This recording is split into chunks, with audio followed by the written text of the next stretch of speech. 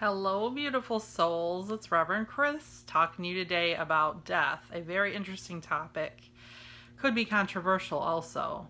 I'm your favorite non denominational ordained minister from Detroit, Michigan, representing with my hood. Got my real hair today, not a wig. I'm using my Grandma Boo Boo's a King James Version Bible with red letters. Red letters mean that it's words that Jesus spoke.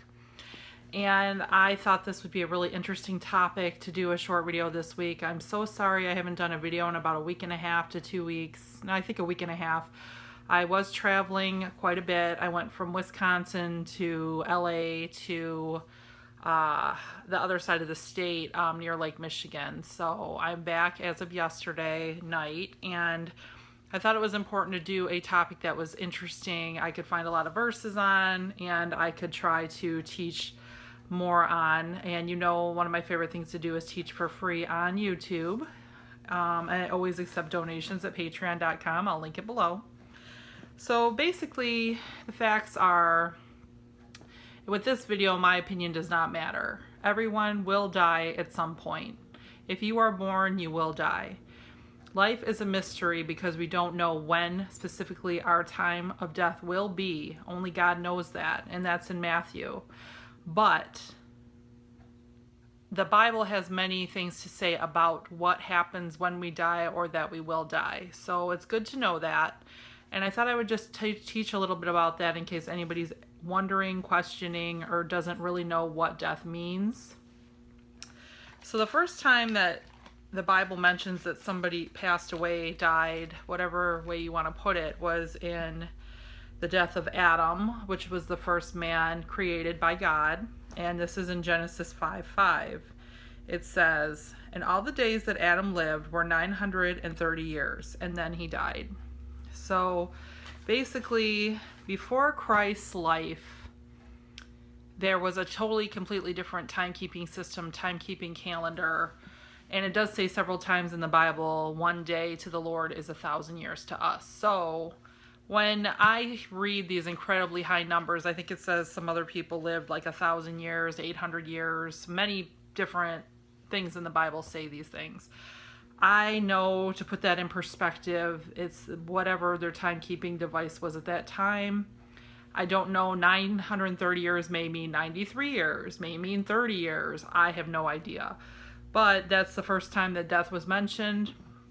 And that's because that's the first person that was ever created. So, of course, it's kind of notable that he passed away. And in that same section of the Bible, if you want to read further, it talks about his son Seth, how long he lived, and it talks about all the lineage from Adam and Eve, kind of their, descendants. So if you want to learn more about that and their lives.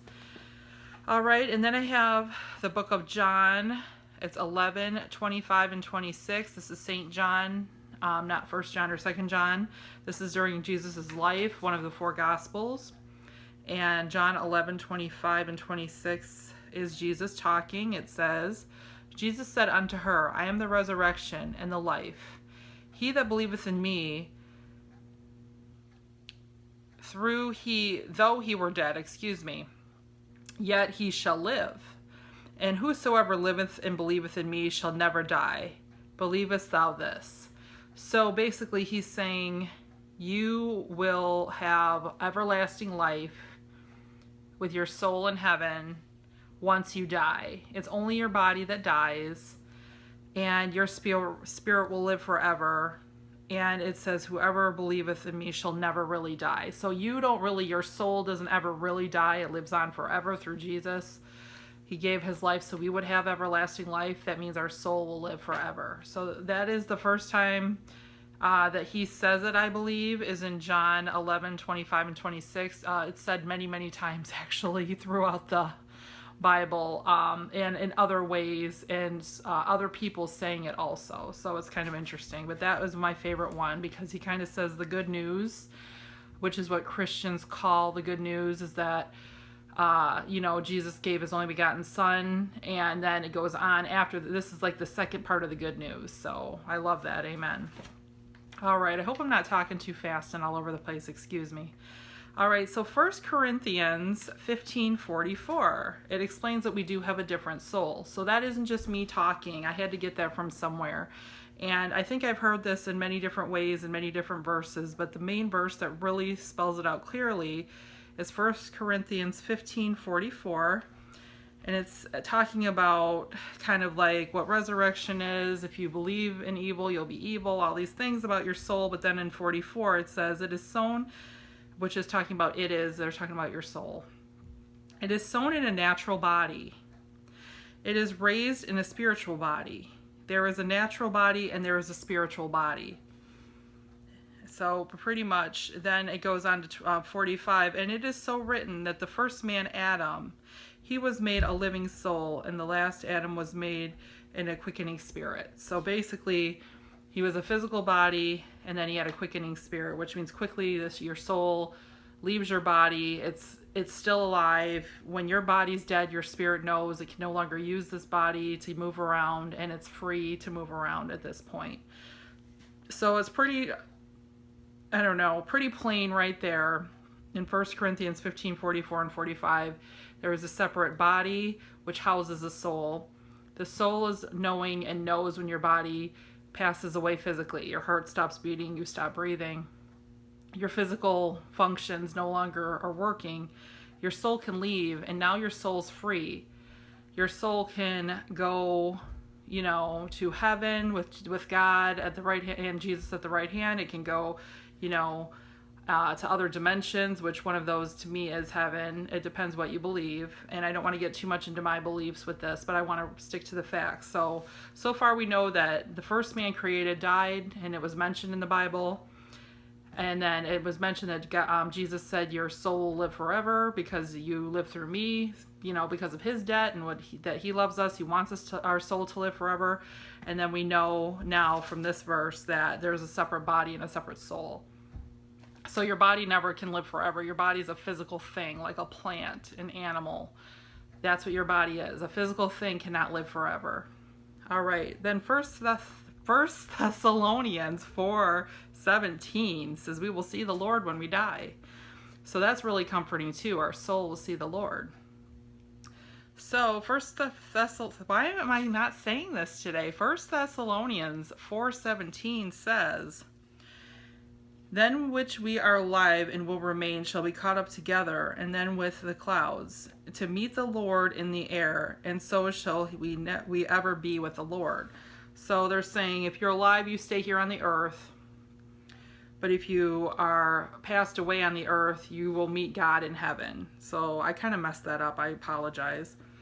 It's when we which are alive will remain and shall be in our soul, is what they're talking about, shall be caught up together with them in the clouds to meet the Lord in the air, and so we will ever be with the Lord. So our soul will forever live with the Lord. We'll have the everlasting life that we talked about before.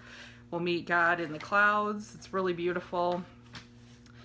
I think that's really comforting, and that puts it pretty plainly, except I keep messing up the reading of the verse. That's my problem, not the Bible. Lastly, the last book of the Bible is called Revelation.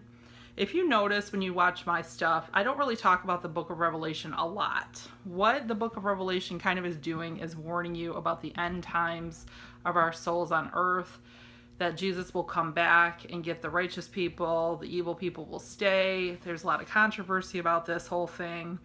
I'm not really what I call a doomsday preacher, where I talk about, you better get saved this minute, you're going to hell if you don't, this rapture's coming, Jesus is coming back, you're not going to be able to go. I don't get into that as much. I try to talk more about when you're here, things you should work on doing, such as, loving one another, forgiving one another, just, all of these topics. I kind of talk more about that type of teaching. I'm not saying that the book of Revelation isn't valuable, because it is. I think everyone should read the whole Bible and study it well. But I am picking a Revelation verse because death is kind of the end, especially as we know it is a physical body now. And so I thought Revelation 14:13 was very fitting. And it says, and I looked, and behold, a white cloud. And upon the cloud one sat, like unto the Son of Man, having his head with a royal crown, in his hands a sharp sickle. So you know what they're talking about there.